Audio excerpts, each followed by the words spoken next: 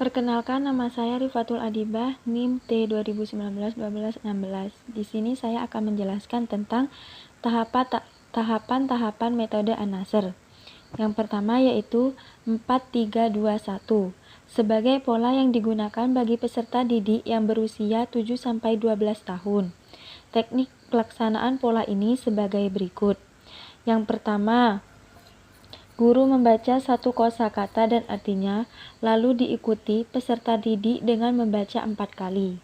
Yang kedua yaitu guru membaca kosakata, seterusnya beserta arti, lalu peserta didik mengikuti dengan membaca 4 kali.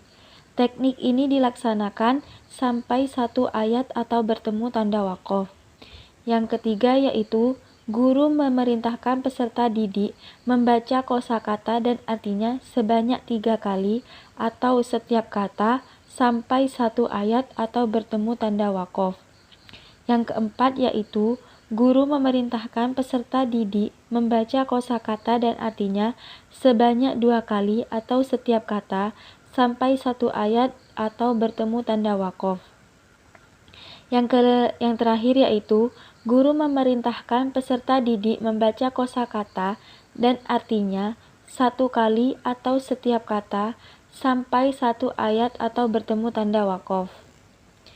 Yang kedua yaitu 3-3-2-1 sebagai pola yang digunakan bagi peserta didik yang berusia 12-15 tahun dan 15 tahun ke atas. Teknik pelaksanaan pola ini sebagai berikut. Guru membaca satu kosakata dan artinya, lalu diikuti peserta didik dengan membaca 3 kali. Yang kedua, guru membaca kosakata, seterusnya beserta arti, lalu peserta didik mengikuti dengan membaca 3 kali. Teknik ini dilaksanakan sampai satu ayat atau bertemu tanda waqaf. Yang ketiga yaitu guru memerintahkan peserta didik membaca kosakata dan artinya sebanyak 3 kali atau setiap kata sampai satu ayat atau bertemu tanda waqaf. Guru memerintahkan peserta didik membaca kosakata dan artinya sebanyak 2 kali sampai satu ayat atau bertemu tanda waqaf. Yang terakhir, guru memerintahkan peserta didik membaca kosakata dan artinya 1 kali atau setiap kata sampai satu ayat bertemu tanda waqaf. Sekian penjelasan dari saya. Apabila ada salahnya, mohon maaf yang sebesar-besarnya. Assalamualaikum warahmatullahi wabarakatuh. Perkenalkan, nama saya Mahfuril Imam Hamdani, NIM T 2019-1246. Di sini saya akan menjelaskan mengenai sejarah metode An-Nasr. Metode An-Nasr ini ditemukan oleh Muhammad Taufik. Metode ini memberikan kemudahan bagi orang-orang non-Arab untuk bisa menerjemahkan dan memahami makna Al-Quran. Metode ini secara praktik dapat diimplementasikan dalam pendidikan formal maupun non-formal. Metode An-Nasr adalah metode yang mempelajari cara menghafal kosakata di dalam Al-Quran. Selain itu mempelajari ilmu nahwu dan shorof serta asbabun nuzul. Pada tahun 1999, metode An-Nasr ini mulai disusun dan tahun 2005 baru diadakan uji coba kepada 7 anak yang beragam. Usianya antara 5-16 tahun. Uji coba dilakukan pagi dan petang. Hasilnya setelah 5 tahun, anak-anak sudah bisa menerjemahkan kosakata Al-Quran, ayat Al-Quran, dan menerjemahkan bacaan Al-Quran orang lain. Pemberian nama An-Nasr dilatar belakangi oleh 2 hal. Yang pertama yaitu makna An-Nasr sendiri ialah pertolongan.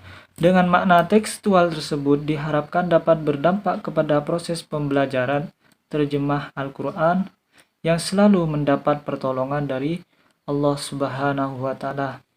Yang kedua yaitu makna An-Nasr dalam konteks satu di antara surat Al-Quran yang menceritakan kemenangan umat Islam setelah merebut kota Mekah atas pertolongan Allah Subhanahu wa Ta'ala. Hal ini menjadi alasan lainnya mengapa metode ini diberi nama metode An-Nasr.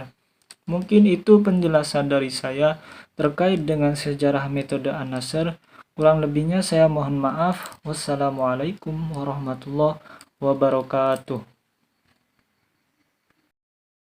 Assalamualaikum warahmatullahi wabarakatuh. Nama saya Maulida Aini Mahbubah, NIM T2019-131. Di sini saya akan menjelaskan kelebihan, kekurangan, serta contoh-contoh dari metode terjemah Al-Quran An-Nasr. Untuk kelebihan yang pertama, yaitu metode ini dapat menerjemahkan arti per kata.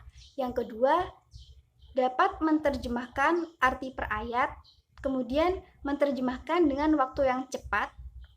Yang keempat, menerjemahkan bacaan Al-Quran dari orang yang sedang membaca, baik secara langsung maupun melalui audio. Yang kelima, membedakan arti kata yang sama pada tempat yang berbeda.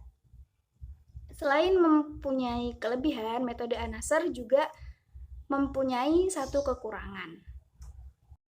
Satu kekurangan yang dimiliki metode An-Nasr ini merujuk pada pola pembelajaran yang menjadi ciri khas metode ini.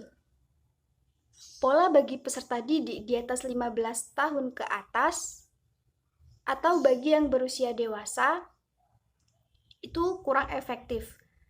Karena pada pola pembelajaran ini lebih menekankan kepada teknik hafalan dengan mengulang-ulang kata, lafadz, atau ayat beserta artinya. Sedangkan bagi peserta didik yang sudah dewasa, hal tersebut menjadi monoton, apalagi tingkat hafalan mereka mulai menurun. Jadi itu kekurangan dari metode An-Nasr. Contoh pembelajaran terjemah Al-Quran metode An-Nasr ini diambil dari juz 30 surat paling akhir, yaitu surat An-Nas. Dan pola terjemahnya disesuaikan konteks pada usia peserta didik yang mengikuti pembelajaran.